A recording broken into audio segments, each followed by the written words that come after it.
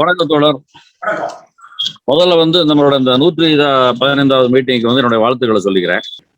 அடுத்தது நம்மளுடைய இன்னைக்கு மீட்டிங்கோட அஜெண்டா ரொம்ப தெளிவான அஜெண்டாவை தான் நீங்க சொல்லியிருக்கீங்க.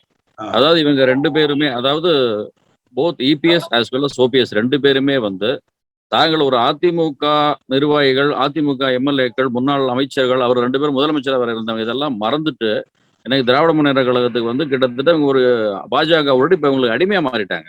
இது வெரி சிம்பிள் ரீசன், வேற ஒன்றும் இல்லை. அவர் மேல கொடநாடு வழக்கு தூசி தட்டிட்டாங்க.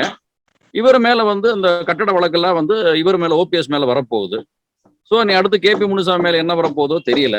ஸோ தங்களை அந்த வழக்குல இருந்து காப்பாற்றிக்குவதற்காக மட்டுமே தான் இவர்கள் ஆளும் திமுக ஆட்சிக்கு இவர்கள் ஜாலரா போடுறாங்க. அதோட துரைமுருகனை பொறுத்த வரைக்கும் ஒரு 50 ஆண்டு காலம் ஒரு சட்டமன்ற உறுப்பினர்களுக்காக ஒரு பாராட்டு தெரிவிப்பதில் ஒரு பெரிய தவறா தெரியவில்லை. ஆனா அதுக்காக ஜாலரா போட வேண்டிய அவசியம் கிடையாது. நாகரிகத்தின் அடிப்படையில ஒரு பாராட்ட சொல்லிட்டு போயிடலாம். ஏன்னா ஒரு அஜெண்டாவை கொண்டு வர்றாங்க இன்னைக்கு சட்டமன்றத்துல, அதோட ஒரு 2 வார்த்தை பேசிட்டு போயிடலாமே தவிர பழைய காலங்களை மறந்துட்டு அவங்க ஜெயலலிதா மேடத்தை பத்தி எல்லாம் அவர் எவ்வளவு அவதூறம் நடந்துக்கிட்டாங்கிறதெல்லாம் மறந்து இவங்க போய் ஜாலரா போடுறது ஏற்புடையது அல்ல. இது இந்த விஷயத்தை பொறுத்த வரைக்கும் கொடநாடு விவகாரத்தையும் அதே போன்று புரட்சி ஜெயலலிதா அம்மா மரணத்தை பொறுத்த வரைக்கும் தெளிவான விசாரணை, எந்த விதமான பாரபட்சமற்ற விசாரணை வேணுங்கிறத நம்ம எல்லாருமே எதிர்பார்த்துக்கிட்டு இருக்கிறோம். வரும் 27ஆம் தேதி நீலகிரி அந்த செஷன்ஸ் கோர்ட்ல என்ன 27ஆம் தேதி என்ன ப்ராசிக்யூஷன் தரப்புல இவங்க என்ன அஃபிடவிட் தாக்கல் பண்றாங்க நம்ம பொறுத்திருந்து பார்ப்போம். அதற்கு பிறகுதான் அந்த விசாரணை நியாயமான முறையில் நடக்குதா, உண்மையான குற்றவாளிகள் யார் யாரு, சயன் என்ன கொடுத்திருக்கிறார் வாக்குமூலம்ங்கிறத நம்ம பார்த்து முடிவெடுக்க முடியும்.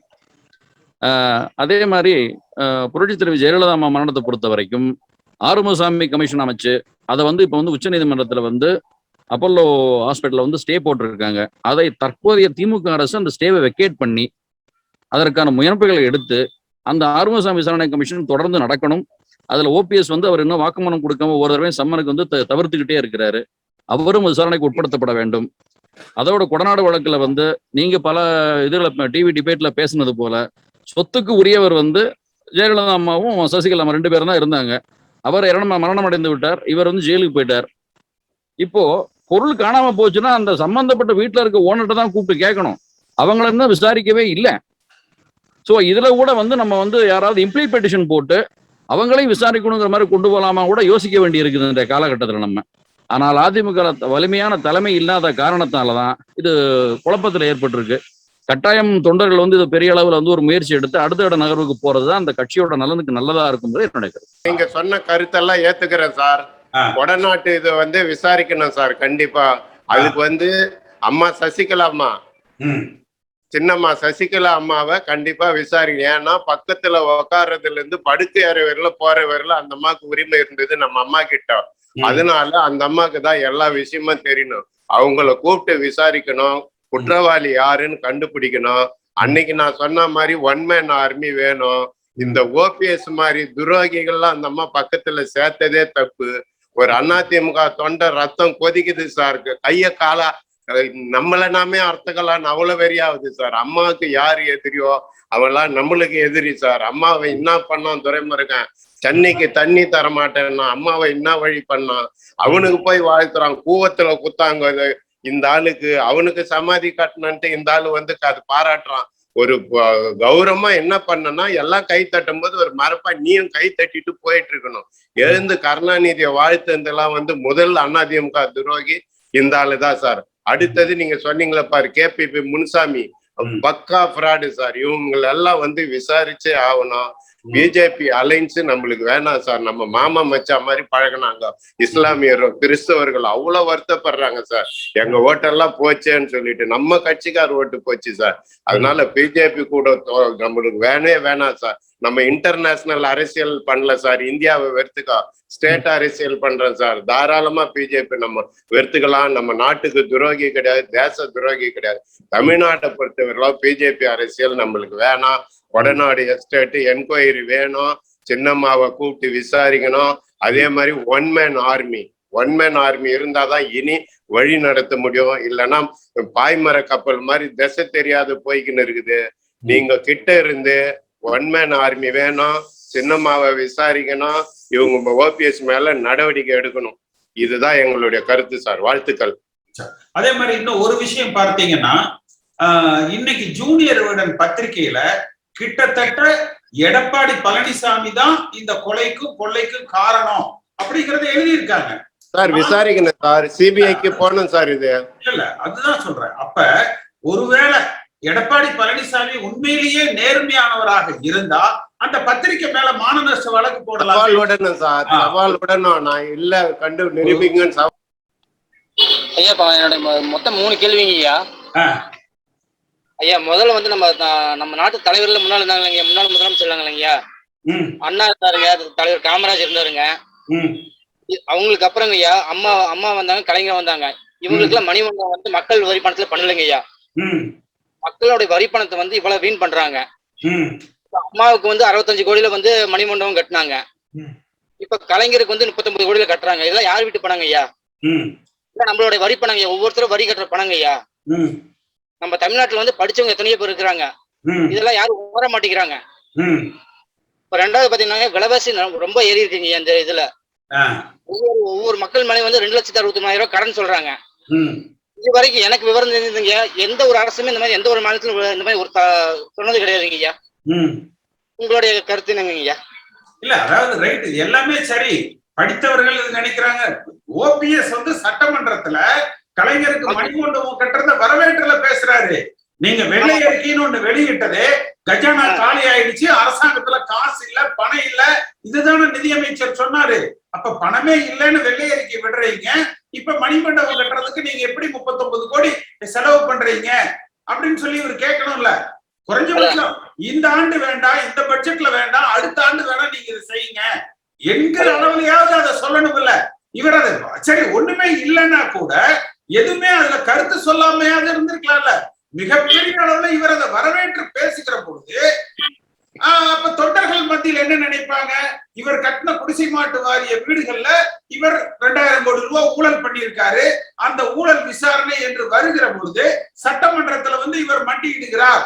அதிமுக அந்த மண்டியிடுறது ஒரு பன்னீர்செல்வத்துக்கு பெரிய விஷயமா இல்லாம இருக்கலாம், ஆனால் அதிமுக என்கிற மாபெரும் இயக்கத்தை இவர்கள் வந்து மண்டியிட வைக்க கூடாது இல்லையா? அது 1.5 கோடி தொண்டர்களை கொண்டது, ஒரு 1.5 கோடி ஓட்டு நம்ம வந்து வாங்கி இருக்கிறோம், 66 சட்டமன்ற உறுப்பினர்கள் இருக்கிறாங்க, எல்லோரையும் சேர்ந்து கட்சி அடகு வைக்கப்படக்கூடாது இல்லையா? ஐயா இன்னொரு சின்ன விஷயங்கய்யா, இப்ப நம்ம கட்சியில் இருக்க தொண்டர்கள் எதிர்கட்சி ஆக்கி ஆளு வயசு சட்டமன்றத்துக்கு அமைச்சிருக்கிறாங்க. அத்தனை தொண்டர்களையும் வந்து அடிபணி வச்சுட்டாங்க ஐயா. ஆளுங்கட்சி குறை சொல்லுங்க ஐயா, எல்லாமே அவங்களும் பண்றாங்க. இதுல வந்து என்ன இப்போதைக்கு தேவையில்லை. ஏன்னா இப்ப இருக்கிற நாட்டினோட இந்த கொரோனா சூழ்நிலையில வந்து இந்த மணிமண்டபம் இல்லைன்னா கட்சியில வந்து ஏகப்பட்ட பணம் கோடி கோடியா இருக்குது. அவங்க கட்சி பணத்துல இருந்து பண்ணலாம். இது இந்தியன் மாநிலத்துல நீங்க மத்தியில இந்த மாதிரி தான் பண்றாங்க. பட்டியலுக்கு செலவு வச்சாங்க. இன்னைக்கு மக்களுக்கு திமுக கட்சி நிதியில இருந்து இதை செய்யுங்க, நீங்க தான் அரசாங்கத்துல பணம் இல்ல, வெள்ளை அறிக்கை வெளியிடுறீங்க, கஜானா திவால் ஆயிடுச்சுன்னு சொல்லிட்டு நீங்க உங்க கட்சி நிதியில இருந்து செய்யலாமேன்னு கேட்கலையே. மாறா இவர் என்னங்கிறாரு, இவங்க அப்பா கலைஞருக்கு வந்து விசுவாசி, இவர் கலைஞருக்கு வசனத்தை ரசிக்கிறவரு, எடப்பாடி பழனிசாமியின் சார்பாகவும் நான் பேசுறேன்னு பேசுறாரு. ஆமாங்க ஐயா. ஐயா இதுல வந்து எல்லாமே 5 ஆண்டு காலம் எல்லாமே முதலமைச்சரா இருந்திருக்காங்க, மக்களுக்கு சேவை பண்ணிருக்காங்க ஐயா. அது வந்து அவங்க கட்சி பணத்துல நம்ம ஏடிஎம்கே சொல்றாங்க, அம்மாவுக்கு கட்டினது கூட தப்புதாங்க ஐயா. அதாவது வந்து ஓபிஎஸ் வந்து சால்ரா போடுறாரு திமுக காரங்களுக்கு கூட சேர்ந்துக்கினேன். எப்படி சால்ரா போடுறாருன்னா, தான் செய்த ஊழல் பட்டியல் வந்து வெளிச்சத்துக்கு வரப்போகுதுன்னு முன்கூட்டியே அவருக்கு தெரியுதாட்டுக்கு. அதனால என்ன செய்யறாரு, இப்பயே அவங்க கிட்ட வந்து என்ன செய்யறாரு, ஈகோவை பார்க்காம உள்ள பூந்து 1.5 கோடி உறுப்பினரை வந்து அடகு வைக்கிற மாதிரி பேசிட்டாரு. அதாவது அன்னைய காலகட்டத்துக்கு அம்மாவுடைய சேலையெல்லாம் பிடிச்சி இழுத்து வரைக்கும் இவர் பாராட்டு சொல்றாரு. அது ரொம்ப மன்னிக்க முடியாத குற்றம் ஐயா. ஒரு அண்ணா திராவிட முன்னேற்ற கழகத்துல இருக்கக்கூடிய அடிமட்ட தொண்டனை கூட ரத்தம் பீச்சுக்குன்னு மேல வரும். அது மாதிரி ஒரு உணர்வு இருக்கணும். சட்டமன்றத்துல இவர் குரல் கொடுக்கிறாரு, எப்படி குரல் கொடுக்கிறாரு, எதுக்கு தேவையில்லாத வேலை. இவர் வந்து அவங்க கிட்ட சால்ரா போட்டுக்கின்னு அவங்க கிட்ட வந்து அந்யோனமா சொந்தக்கார மாதிரி பழகின்னு இருக்காரு. ஒரு எதிர்கட்சி தலைவரும் இவர் கூட சேர்ந்து சொல்லி கொடுத்துருப்பாரு என்பது எனக்கே சந்தேகமா இருக்குது. மக்கள் கண்காணிச்சுன்னா இருக்கிறாங்க.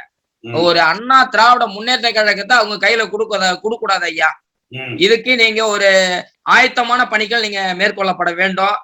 மக்கள் மத்தியில வந்து அதிமுகவை நீங்க கொண்டு வரதுக்கு ஏற்பாடு செய்யுங்க. இதுதான் நம்மளுடைய கருத்து. இதுக்கு மேல வந்து அண்ணன் திராவிட எதிர்கட்சியை கண்டு ஆளுங்கட்சி பயந்துகிட்டு இருப்பாங்க.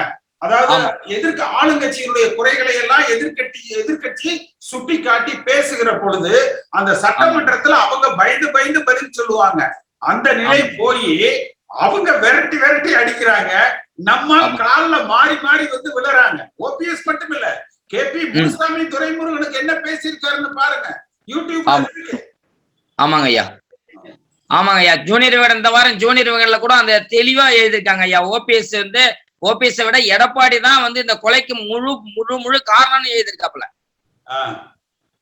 தெளிவா படிச்சாங்க. ஆமா, ஏன் எடப்பாடி பழனிசாமி அதுக்கு இதுவரைக்கும் ஒரு மறுப்பு சொல்லல? அது ஒரு கேஸ் போட்டு வழக்கு போடல. ஆமா, அந்த புரட்சி தலைவர் ஒரு மானநஷ்ட வழக்கு போடலாம். நீ ஆதாரத்தை கொண்டா கோர்ட்ல அந்த ஆதாரத்தை நீ வந்து சமர்ப்பணம் செய்யணும் அப்படின்னு சொல்லி கேட்கலாம்ல. ஏன் கேட்க மாட்டேங்கிறாரு? கேட்டிருக்கலாம். அதே மாதிரி நக்கீரன் கோபால் அவர்கள் அம்மா மீது ஒரு சின்ன ஒரு அவதூறு ஏதோ ஒரு எழுதிட்டாப்ல பத்திரிக்கையில. அவரை வந்து பயங்கரமான வந்து நீதிமன்றத்துல வந்து அவங்க வழக்கு தொடர்ந்து அதை யாருன்னு நிரூபிச்சு உருவாக்குனது அம்மா. ஒரு அதிமுக குறை சொல்லி யாரு எழுதினாலும் இவர் மீது தவறு இல்லைன்னா நிச்சயமா இவர் வந்து வழக்கு தொடர்ந்துருக்கணும். அந்த பத்திரிக்கை. ஆமா ஐயா, நடக்கிறது நடந்துட்டு போட்டோம். இப்ப கட்சியவும் நம்ம அந்த நல்ல பேரோட கொண்டு வர்றதுக்கு நம்ம என்ன செய்யணும்? நீங்க என்ன செய்ய சொல்றீங்க? அதுதான் வேணும். உங்ககிட்ட நம்பிக்கிட்ட உட்காந்துருந்தோம்னா ரொம்ப அசிங்கப்படுத்திடுவாங்க பப்ளிக் கிட்ட. ஓபிஎஸ் யூபிஎஸ் சேர்ந்து பப்ளிக் கிட்ட இப்படியே டிஎம்கே காரங்க காலில் விழுந்துகிட்டே போயிடுவாங்க. நம்ம கடைசி முடிய ரெட்டல தொண்டன் கொடி பிடிச்சுக்கிட்டே வந்தோம் இல்லையா? கட்சியை காப்பாற்றணும், நல்ல பேர் எடுக்கிறதுக்கு அதுக்கு என்ன செய்யறதுன்றத பேசலாம்ல. அதுக்காகத்தான் நான் லைவ்லயே வந்தேன். இல்ல, அதாவது அக்டோபர் 17 பார்த்தீங்கன்னா அதிமுகவுடைய பொன்விழா ஆண்டு வருகிற அக்டோபர் 17 இருந்து ஒரு வருடத்திற்கு பாத்தீங்கன்னா அதிமுகவுடைய பொன்விழா ஆண்டு. எப்படியும் இந்த செப்டம்பர் மாசத்துக்குள்ள இவங்க எல்லாம் உள்ள இருக்காங்களா, வெளியிட்டு இருக்காங்களா, இவங்க என்ன இவங்களோட நிலைமை, இல்ல போய் திமுக சேர்த்துட்டாங்களா, பிஜேபியில சேர்த்துட்டாங்களா, அப்படித்தான் பயமா இருக்கு. இதெல்லாம் வந்து ஒரு தெளிவுக்கு வரும். நம்ம என்ன செய்வோம்னா அக்டோபர் 17க்கு அப்புறம் அது இந்த கொரோனா, இந்த லாக்டவுன், இந்த 3வது அலை ஒண்ணு வருதுன்னு சொல்றாங்க. இத பார்த்துட்டு ஒவ்வொரு தொகுதிக்கும் நம்ம பயணம் செய்வோம். ஒவ்வொரு தொகுதி வாரியா போய் ஓராண்டு காலத்துக்கு நீங்க 365 நாள்ல 234 நாள் பயணம் செய்து 234 தொகுதிக்கு நேரடியாக சென்று ஒவ்வொரு தொகுதியிலையும் இருக்கிற அதிமுக தொண்டர்களை சந்தித்து அந்தந்த பகுதிகளில் நம்ம வந்து ஒரு கொடியேற்று விழா நிகழ்ச்சியை வந்து நடத்தி அவர்கள் கருத்து அறிந்து அவர்களையும் இணைத்து அவர்கள் கருத்துக்கு ஏற்ப அந்தந்த தொகுதிகள்ல இயக்கத்தை வலுப்படுத்தி அந்தந்த மாவட்டங்கள்ல வலுப்படுத்தி ஒரு வலிமையான அண்ணா திராவிட முன்னேற்ற கழகத்தை நம்ம உருவாக்கணும். ரொம்ப மகிழ்ச்சியா, அதுதான் நான் செஞ்சே ஆகணும். ஐயா வணக்கம் ஐயா, விழுப்புரம் மாவட்டம் பேசுறேன். நேற்று நடந்த இந்த சட்டசபையில நடந்த நிகழ்வு பார்த்திருப்பீங்க. ஒரு அதிமுகவுடைய தலைவரா இருந்துகிட்டு திரு ஓபிஎஸ் அவர்கள் பேசினது ஒரு அதிமுகவின் மிக முக்கிய பதவியான அதிமுக தொண்டன் என்ற இதுல நான் பேசுறேன். நான் இன்னைக்கு என்னுடைய வயசு 25 தான். என்னுடைய குடும்பம் 1972 இருந்து அதிமுக குடும்பம். அதுக்கு உண்டான உறுப்பினர் அடையாள அட்டை. ஒரு அதிமுகவுடைய உறுப்பினரா இருந்துட்டு எங்களால இதுக்கு மேல இன்னும் இந்த கட்சியில நம்ம இருக்கணுமான்ற நிலைமைக்கு நேற்று ஓபிஎஸ் எங்களை உள்ளாக்கிட்டாரு. ஏன்னா அவர் பேசினது நாங்களாம் இன்ன வரைக்கும் எந்த ஒரு எதிர்பார்ப்பும் இல்லாத போனோமா, கட்சி வேலையை பார்த்தோமா, அது மாதிரிதான் வந்துட்டு இருந்தோம். கட்சியில எல்லாத்தையும் அனுபவிச்சுட்டு இருந்த ஓபிஎஸ் அவர்கள் நேற்று அதிமுக ஒரே கொள்கை திமுக எதிர்ப்பு தான். அதையே போட்டு குழி தள்ளுற விதமா நேற்று பேசியிருக்காரு சட்டசபையில. அதிமுகவுடைய அதுவும் அதிமுக மிக முக்கிய பதவியா இருக்கிற கழக ஒருங்கிணைப்பாளர்ன்றதை வச்சு அவர் பேசினது எங்களால ஏத்துக்க முடியல. இனிமேட்டும் நம்ம இந்த கட்சியில தொடரணுமா? இன்னைக்கு நீங்க அதிமுக ஐடி விங் செக்ரட்டரி பதவி கொடுத்திருக்காங்க. தம்பி வினோத், ஒரு நிமிஷம்.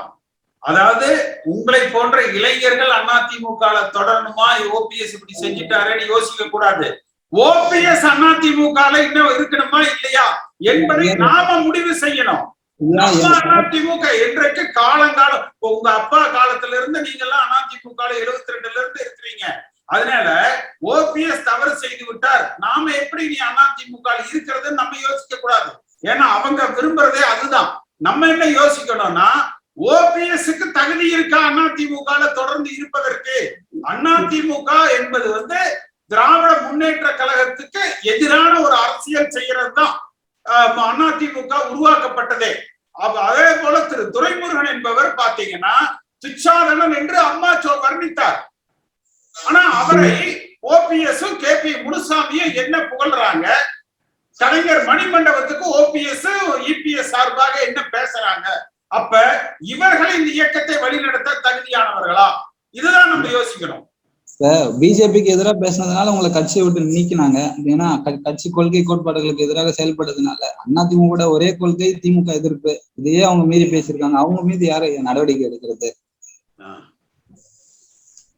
தொண்டர்கள் தான் எடுக்கணும்.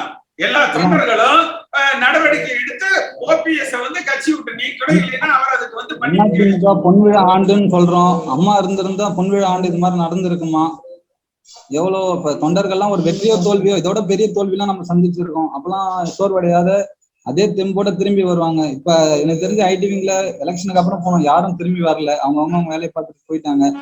எங்களை போல நாங்க ஒரு லீடர்ஷிப் இல்லாம சும்மா சுத்திட்டு இருக்க போல இருக்கு. சரி, எதனா எதிர்பார்த்து வந்தவங்க போலாம். நாங்க எந்த ஒரு எதிர்பார்ப்பும் இல்லாம எங்க தாத்தா எம்ஜிஆரோட பயணித்தாரு, அப்பா அம்மாவோட பயணித்தாங்க. நான் யார் கூட போறதுன்னு தெரியாத கேள்விக்குறியோட நின்றுட்டு இருக்கோம் ஐயா. எங்களை மாதிரி ஆளுங்க ஏகப்பட்ட பேர் இருக்காங்க. அதாவது 84ல இப்ப நீங்க உங்களுக்கு 25 வயசுன்னு சொல்றீங்க. 84ல எனக்கு 24 வயசு. நான் சட்டமன்ற தேர்தல நான் போட்டியிடுறேன். அன்னைக்கு புரட்சி தலைவர் எம்ஜிஆர் கிடையாது. அன்னைக்கு அதிமுக தலைமை கிடையாது. அம்மா அவர்களும் அன்னைக்கு கட்சியில சாதாரண ஏன்னா அவங்க கட்சிக்கு வந்ததே 82 தான். ஆனா 84ல சட்டசபை தேர்தல், ஆட்சிக்கு தேர்தல் நடக்குது. கலைஞர் அவர்கள் என்னுடைய நண்பர் எம்ஜிஆர் வந்தாருன்னா நான் திருப்பி ஆட்சியை அவர்கிட்டயே கொடுத்துறேன், அதனால எனக்கு ஓட்டு போடுங்கன்னு சொல்லிட்டு கலைஞர் அவர்கள் கேக்குறாங்க. அதே மாதிரி இதுல இன்னொரு விஷயம், கலைஞருக்கு பாராட்டு சொல்லுகிற பொழுது பார்த்தீங்கன்னா தோல்வியே காணாதவர், தொடர்ந்து 13 முறை சட்டமன்றத்துல வெற்றி பெற்றவர்னு சொன்னாங்க. ஆனா 84ஆம் ஆண்டு அவர் தேர்தலில் போட்டியிடலேன்னு இன்னைக்கு ஒருத்தர் பதிவு போட்டிருந்தாரு. அது தவறான செய்தி கலைஞரை பத்தி சொல்றது. 84ஆம் ஆண்டு அவர் சட்டமன்ற தேர்தலில் போட்டியிடவே இல்லை என்கிற ஒரு கருத்தை ஒருத்தர் பதிவு செய்திருந்தார். அதை வெரிஃபை பண்ணணும். ஆனா அந்த 84ல நான் அந்த சட்டமன்ற தேர்தலில் போட்டியிடுகிற பொழுது கூட பார்த்தீங்கன்னா தலைமை இல்லை. அப்ப என்ன செஞ்சாங்கன்னா ஒவ்வொரு அதிமுக தொண்டனும் அவன் எம்ஜிஆராக அந்த பகுதிக்கு எம்ஜிஆர் அந்த அதிமுக தொண்டன் தான். அப்படி பயணித்து தான் மீண்டும் ஆளுகிற கட்சியாக அதிமுக உருவெடுக்கப்பட்டது. நாங்கெல்லாம் இன்னைக்கு ஓட்டு கேட்க போனோம்னா எல்லா ஜனங்களும் நீங்க ஓட்டு கேட்கலாம் வர வேண்டாங்க, நாங்க எல்லோரும் ரெட்டலைக்கு தான் போடுவோம் என்கிற அளவுலதான் அந்த நிலைமைகள் இருந்தது. அதனால அந்த தொண்டர்கள் இன்னைக்கு நம்ம வழி நடத்துறதுக்கு யாரும் இல்ல, EPS OPS இல்லைன்னா என்ன பண்றதுன்னு நம்ம நினைக்கிறது அவசியம் இல்லை. அதனாலதான் புரட்சி தலைவர் எம்ஜிஆர் அவர்களும் சரி, அம்மா அவர்கள் எனக்கு பின்னால OPS வழி நடத்துவார்னு சொல்லல. அரசாங்கத்துக்கு வேணா அப்பப்ப OPS UPS மாதிரி அம்மா வச்சிருந்தாங்க. எடப்பாடி பழனிசாமி அவர்களை சசிகலா அவர்கள் அமர்த்தினாங்க. ஆனா அம்மா அவர்கள் எந்த காலத்திலையும் அம்மாவிற்கு பிறகு இந்த இயக்கத்தை வழிநடத்துறது OPS தான் இல்ல சசிகலா தான் அப்படியெல்லாம் சொல்லல. 2007ல இந்த விதிகளை திருத்தி அதிமுகவுடைய அடிப்படை உறுப்பினர்கள், அடிமட்ட தொண்டர்கள் இந்த இயக்கத்தினுடைய அடுத்த தலைமையை முடிவு செய்வார்கள் தான் சொன்னாங்க. அதனாலதான் அந்த கொடிப்பிடிக்கும் தொண்டர் முடிவெடுப்பான்ங்கிறது நான் சொன்னது இல்ல, புரட்சி தலைவர் எம்ஜிஆர் அவர்கள் சொன்னது. அந்த தொண்டர்கள் முடிவெடுத்து அந்த தொண்டர்களுக்குள்ள இருந்து நம்ம தலைமையை உருவாக்கணும். அதுக்காகத்தான் நான் சொல்றது அந்த கொடியேற்று விழா நிகழ்ச்சியில இந்த வருகிற அக்டோபர்ல இருந்து அந்த ஓராண்டு காலம் பார்த்தீங்கன்னா பொன்விழா ஆண்டு, அதிமுக ஆரம்பித்த அந்த 50வது ஆண்டு, அதுல அந்த தொண்டர்களை நம்ம சந்திச்சு அவர்களிடத்துல ஒரு எழுச்சியை உண்டாக்கி புரட்சி தலைவர் எம்ஜிஆர் காலத்துல இந்த இயக்கம் எப்படி வழிநடத்தப்பட்டதோ அந்த வகையில இந்த இயக்கத்தை நாம் எல்லோரும் சேர்ந்து வழிநடத்துறோம். தொண்டர்கள் இருந்து நம்ம ஒரு தலைமையை உருவாக்குவோம் என்கிறதுதான் இந்த இயக்கத்தை வலுவா நம்ம வச்சிருக்க முடியும். அந்த ஒரே சட்ட விதினாலதான் இன்னமும் நாங்க கட்சி மேல நம்பிக்கை வச்சுட்டு இன்னைக்கு இல்ல என்னைக்கு இருந்தாலும் நம்ம கட்சி ஒரு நல்ல நிலைமைக்கு வந்துடும் நம்பிக்கையோட காத்துட்டு இருக்கோம் ஐயா. அந்த சட்ட விதியை செய்யணும்னா வெறும் நீதிமன்ற போராட்டத்துல மட்டும் நம்ம வெற்றி பெற முடியாது. களத்துல தொகுதிக்கு 1000 அதிமுக தொண்டர்கள் ஒன்று திரண்டு அவர்களது கருத்துக்களை முதல்ல வெளியில சொல்லணும். இப்ப இன்னைக்கு வந்து நம்ம 115 மீட்டிங் நடத்துறோம்னா இன்னைக்கு பாருங்க 92 பேர் வந்து கலந்துருக்காங்க, பேசணும்னு கேட்டிருக்கிறவங்க.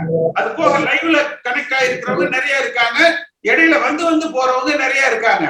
ஆனா எல்லோரும் எதிர்பார்ப்பது என்பது வந்து ஒரு வலிமையான அதிமுகவை நம்ம உருவாக்கணும் அப்படின்னு தான் வந்து நினைக்கிறாங்க. சரிங்க ஐயா, உங்களால முடிஞ்சது ஒன்றுபட்ட அதிமுக உருவாக்கி கொடுங்க ஐயா, அது ஒன்னே போதும் ஐயா. இந்த காணொலியை காணும் தமிழ் உள்ளங்களுக்கு ஒரு அன்பான வேண்டுகோள். சேனலை சப்ஸ்கிரைப் பண்ணிட்டீங்களா? பண்ணலனா மறக்காம சப்ஸ்கிரைப் பண்ணுங்க.